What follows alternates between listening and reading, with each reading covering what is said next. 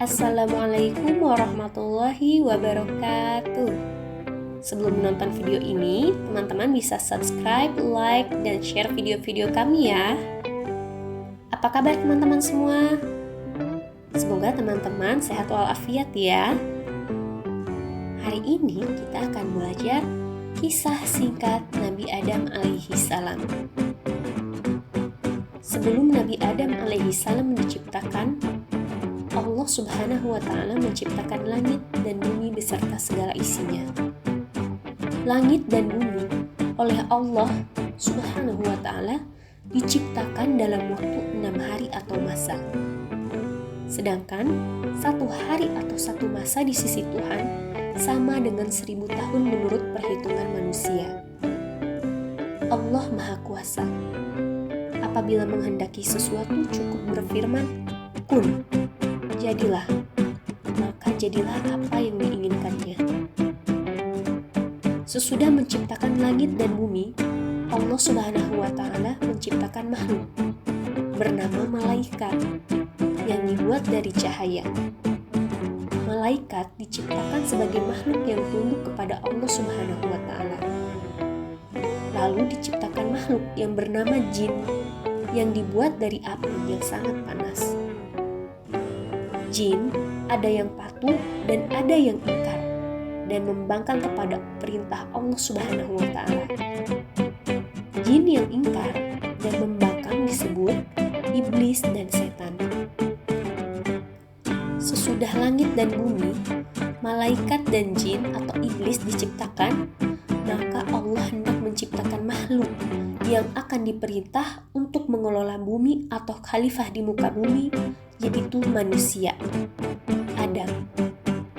Nabi Adam alaihi salam adalah manusia pertama di bumi. Beliau adalah kakek moyang dari seluruh umat manusia. Allah subhanahu wa ta'ala menciptakan Nabi Adam alaihi salam dari tanah yang kemudian ditiupkan roh ke dalamnya. Setelah Nabi Adam alaihi salam hidup, Allah subhanahu wa ta'ala memerintahkan semua makhluk di surga bersujud kepadanya. Akan tetapi, iblis menolak. Iblis merasa dirinya yang diciptakan dari api lebih tinggi derajatnya daripada Nabi Adam alaihi salam yang hanya terbuat dari tanah. Seperti dalam Al-Quran, A'udzu billahi minasyaitonir rajim. Bismillahirrahmanirrahim. Walaqad khalaqnakum tsumma sawarnakum tsumma qulna lil malaikati isjudu li adama fasajadu illa iblis lam yakum minas sajidin. Artinya, sesungguhnya kami telah menciptakan kamu Adam, lalu kami bentuk tubuhmu, kemudian kami berfirman kepada para malaikat, bersujudlah kamu kepada Adam. Maka mereka pun bersujud kecuali iblis. Dia iblis tidak termasuk mereka yang bersujud. Karena iblis tidak patuh terhadap perintah Allah subhanahu wa ta'ala, maka iblis diusir dari surga dan dilaknat sampai hari kiamat.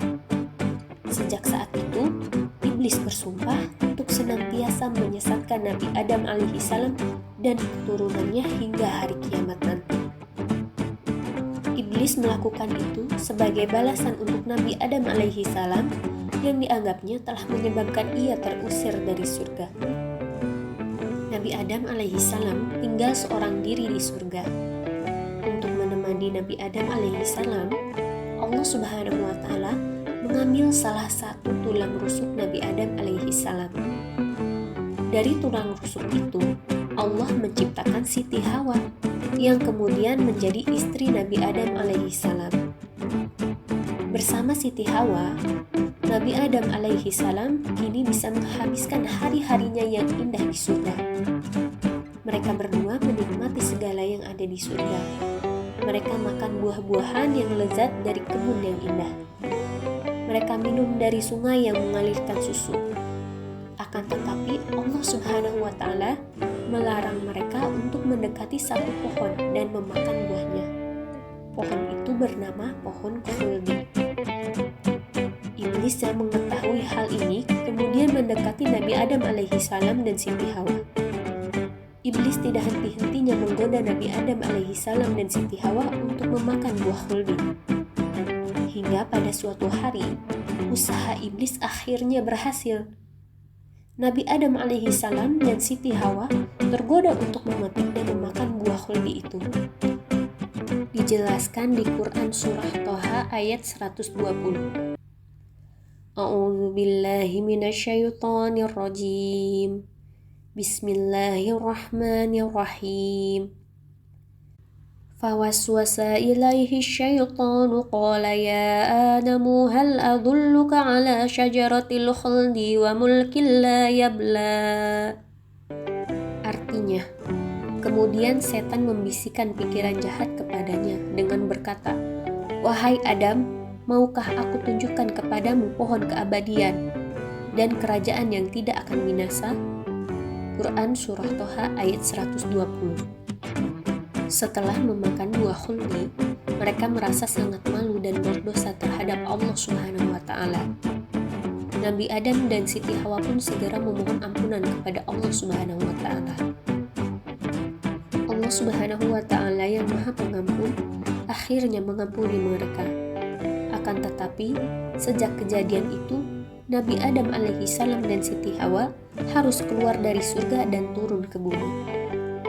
Turunnya Nabi Adam alaihissalam dan Siti Hawa ke bumi bukan sebagai hukuman dari Allah Subhanahu wa Ta'ala, akan tetapi sudah menjadi takdir dari Allah Subhanahu wa Ta'ala yang menjadikan Nabi Adam alaihissalam dan Siti Hawa sebagai khalifah di bumi. Nabi Adam alaihissalam dan Siti Hawa terpisah ketika diturunkan ke bumi. Bertahun-tahun lamanya mereka saling mencari dan memutari hampir seluruh penjuru bumi. Akhirnya, mereka bertemu di sebuah bukit di tanah Arab. Tempat itu kini dikenal sebagai Jabal Rahmah. Hal ini dijelaskan dalam Quran Surah Al-A'raf ayat 24. A'udzu billahi minasyaitonir rajim. Bismillahirrahmanirrahim. Qala habitu ba'dukum li ba'din aduwwun wa lakum fil ardi mustaqarrun wa mata'un ila hin.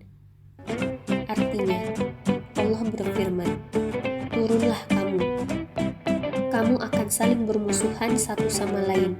Bumi adalah tempat kediaman dan kesenanganmu sampai waktu yang telah ditentukan. Quran Surah Al-A'raf ayat 24.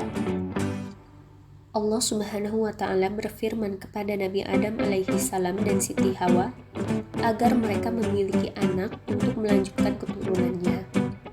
Anak pertama mereka lahir sebagai pasangan kembar. Mereka adalah Qabil dan Ikrimah.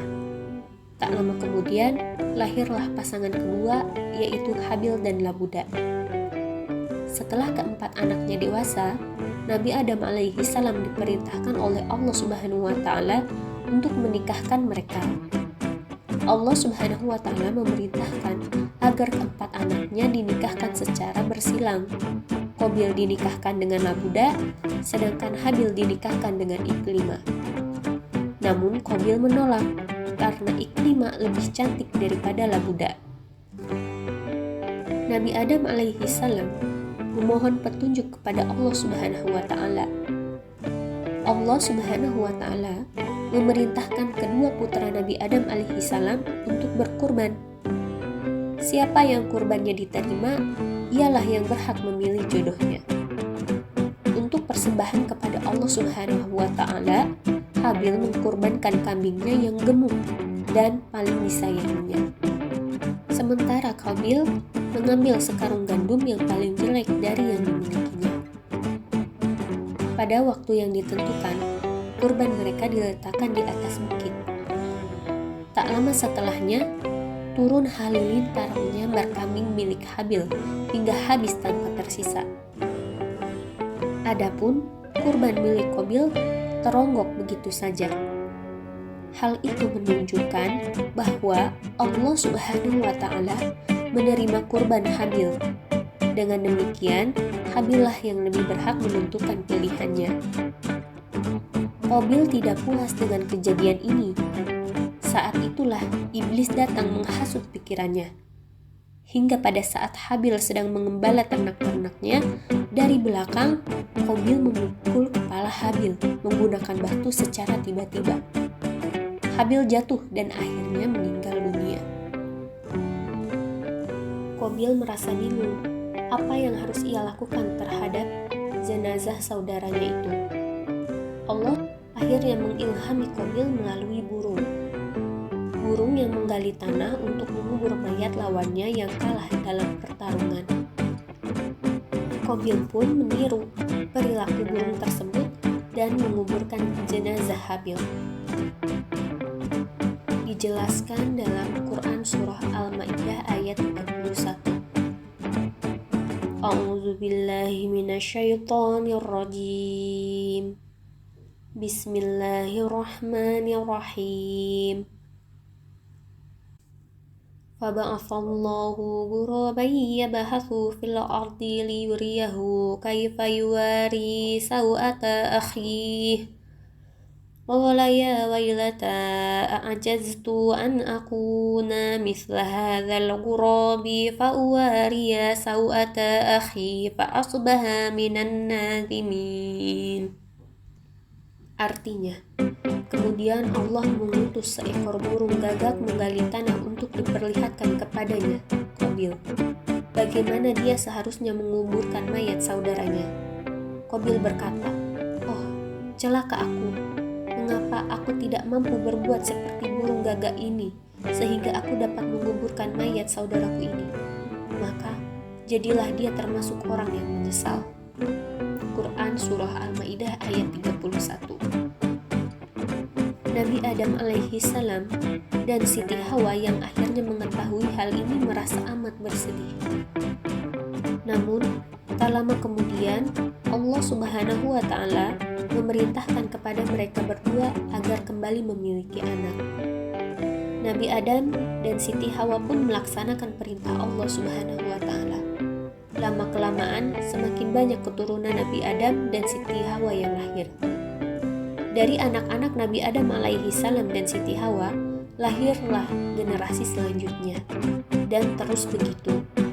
Akhirnya, semakin banyak anak cucu Nabi Adam alaihi salam dan Siti Hawa yang lahir di muka bumi. Oleh sebab itu, Nabi Adam dan Siti Hawa disebut sebagai kakek dan nenek moyang umat manusia. Alhamdulillahirrabbilalamin. Akhirnya kita telah menyelesaikan kisah singkat Nabi Adam alaihi salam. Syukron kasiron. Terima kasih teman-teman sudah menonton video ini sampai selesai. Sampai jumpa di video selanjutnya. Wassalamualaikum warahmatullahi wabarakatuh.